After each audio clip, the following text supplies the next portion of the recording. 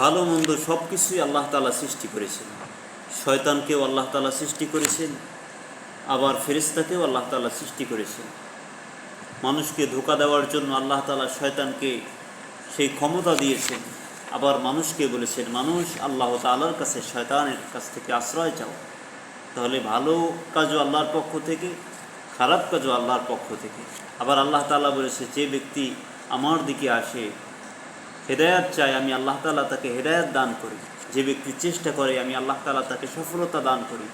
আবার আল্লাহ তাআলা শয়তানকে লেলিয়ে দিয়ে বলেছেন, শয়তান তুমি খারাপ কাজের পরিচালনা করো।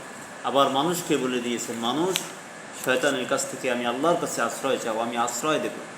এটাই হলো মূল কথা, যে ভালো মন্দ সব কিছু আল্লাহ তাআলা নির্ধারণ করেছেন, আর আল্লাহ তাআলা পথও দেখিয়ে দিয়েছেন। দুটি পথ, তুমি যে পথে যাও আমি আল্লাহ তাআলা ফিক্স করে দিয়েছি, তুমি যাবে কোন পথে।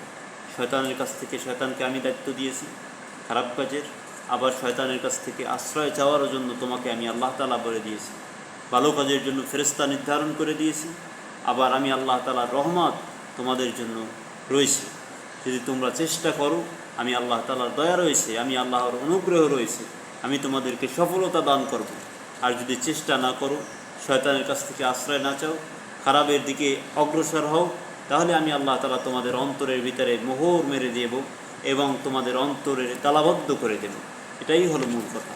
আল্লাহ তাআলা আমাদেরকে সঠিক পথে ভালোর দিকে পরিচালিত করার তৌফিক দান করুন।